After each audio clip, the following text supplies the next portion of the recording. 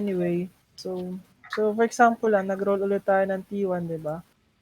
Puwede niyong gawin is punta na lang kayo sa, craft, tapos magka-craft kayo ng pinakamababang roll, tapos ganyan. So, maganda din naman yung per enemy killed. Puwede niyo namang gawin is kung mag-fail kayo, puwede niyo na lang scour tapos kuhanin niyo ulit yung, damage over time. So, shit. Usually hindi naman nagfi-fail. So, for example lang, ganito yung makukuha niyo, okey din naman siya. Switch natin sa ganito. So, for example, ganito nakuha niyo, yung projectile speed.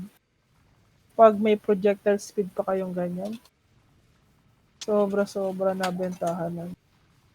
Hindi na nga nag-e-exist yung ganyan, eh. So, sa ganito pa lang 15 divine na.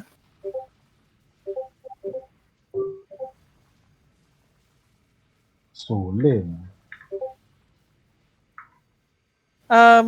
So ganito nga, maximum mana na lang yung pang-block niyo. So, kahit critical strike multiplier with boost pa yan, in itself, accuracy, okay din ang accuracy. So, pero ang hinahanap talaga natin dito is one of, hindi ko ma-hit eh. Medyo masakit i-hit din yung tangang yan. Hindi naman projectors.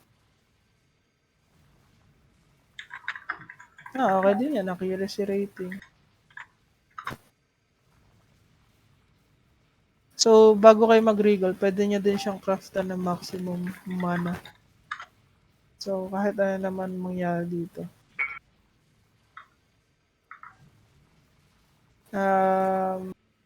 Hinahanap ko lang yung, pwede kasi siyang mag-roll ng attack speed. Na-hit ko na siya kanina.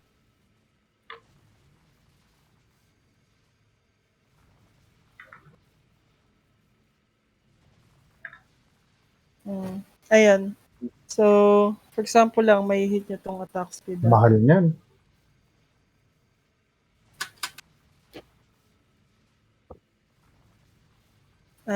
In itself, chaos damage over time. Minimum 50 divide kasi ito, Wala na pang to attack mga speed te. yan. Tsaka crafted na to eh. Crafted na to mga nangyayari dito.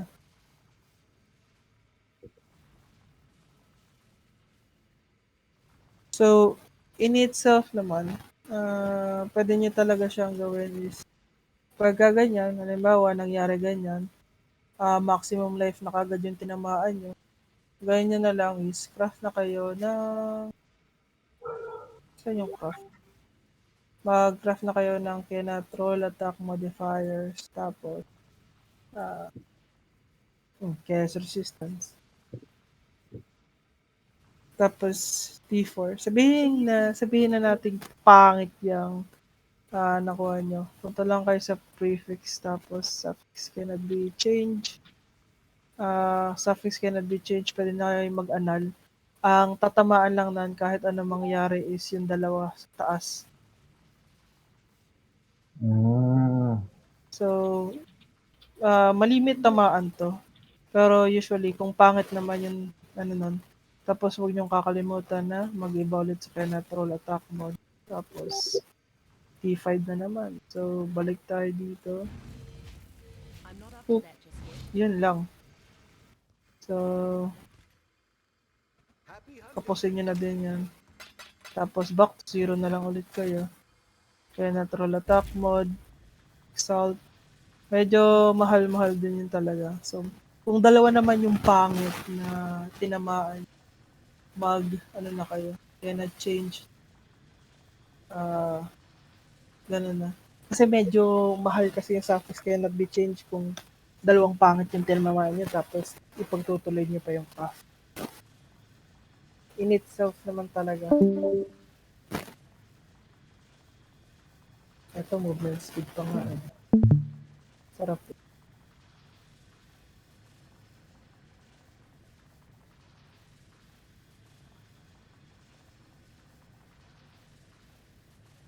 Hindi ko alam kung paano niya tinamaan yung kung paano niyo tatamaan yung movements.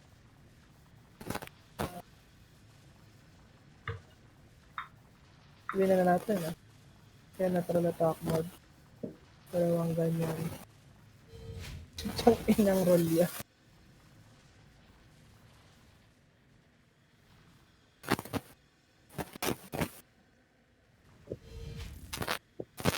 Ilang mga roll yan.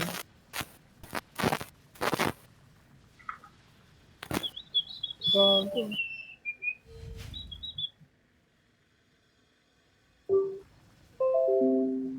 Okay. So, sabihin na natin kahit ganito na lang. Kasi prefix yung gusto niyong tamaan.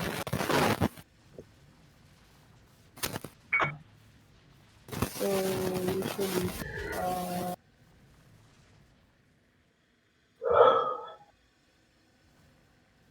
isa lang kasi yun eh.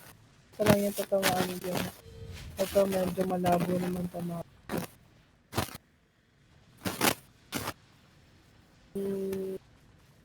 Anong pambablock?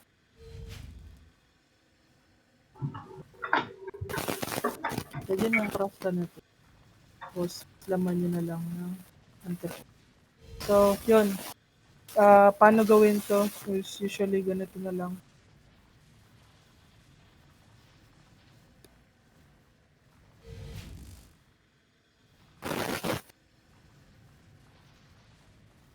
Ito nga, double ano pa siya eh. Doubles lang. Baka naswerte sa slam.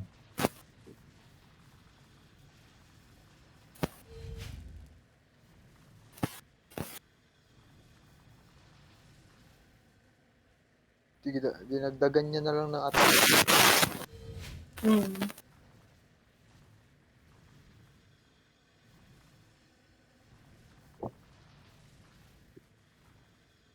So, malimit yun. Kaya ito yung usually tatamaan. Isang tier lang naman yun.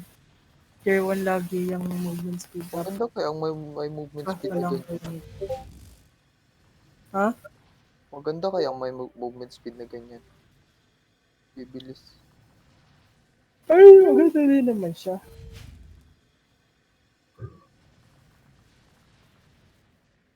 Saan nga ulit nakukuha yung mga suffix cannot be changed? Sa map? Oo. Map. On the map.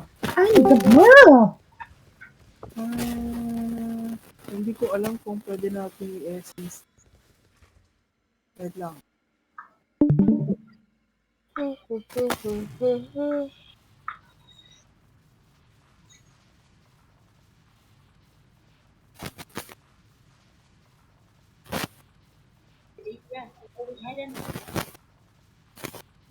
Meron pa kasi dating way. Essence farming na lang siya.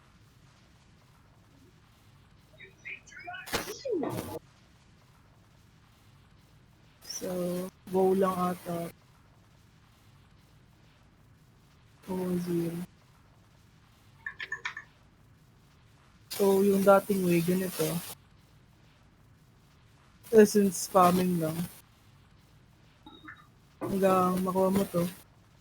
Damage over time with attacks.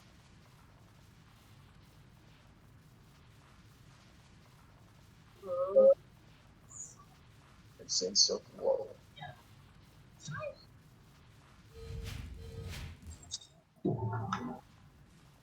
Nandun. Kung may gusto pa kayo paturo, sabihin nyo lang.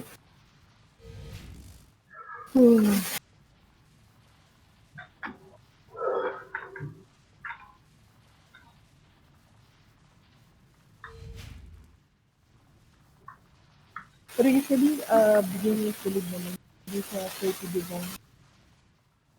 Sa naglalaro siya around 10 to 4. Pero magkano naman yung cost natin? The initial was like 1 divine. Slam itself. Sa beginning naman ng the league na Exalt is like 10 CH, diba? So, sasabihin na natin Kenat roll, attack mode, sabihin na natin sinerte tayo, tapos craft lang, isang craft. 3 divine lang yung cost ng bow, 3 to 5 divine. Tapos pwede nyo na siya ibenta ng 10 to 15 divine. So profit nyo is like 10 divine per craft. Early league. Bro, Early league pa yun ah.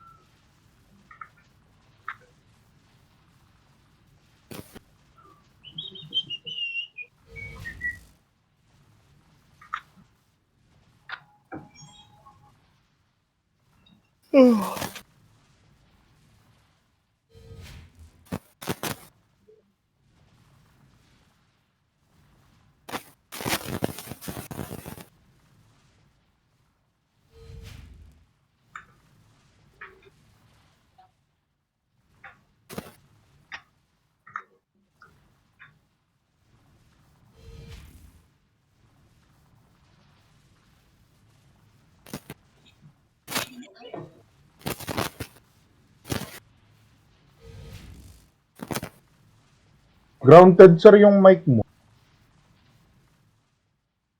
Ako? Bakit nangyari? Yung static. Ipit. Baka naipit.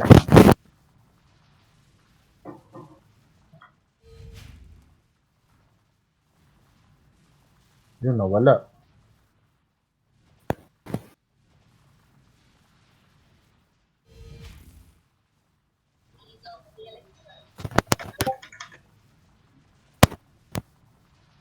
Hindi ko pa ubos Hellfire. Ang dami ko pa. Ako na, akin na yan. O yan, kay Nora. Magkano ba Kay yan, Nora daw, kay Elper? Nora. Oo, tumanggi. Bawal tumag. Bawal tumanggi, yun lang. Iba din to negosyo. Pag suki kita, suki kita. Hindi ka pwede tumanggi. Bawal tumanggi.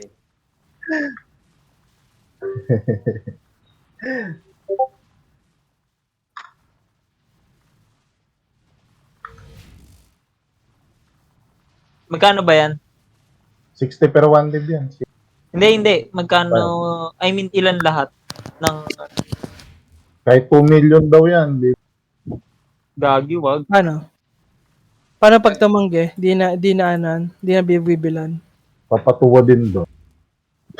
Tuwad. Grabe sa Hellfire.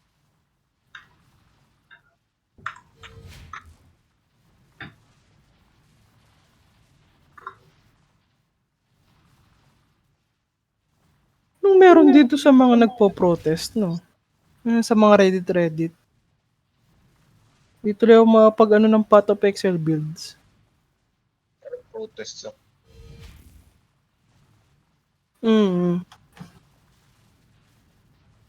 Paano protest?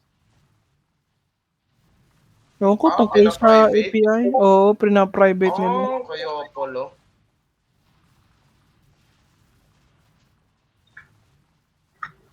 Kaya Dami kunin ko naman na yung nila 3D alam. expert.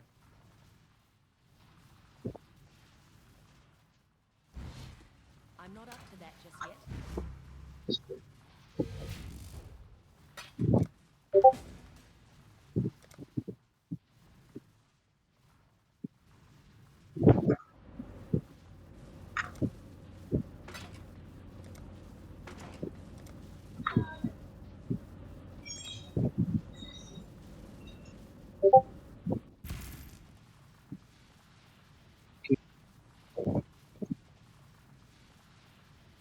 Anong gamit mo? Yung bunny bear o yung bear bunny?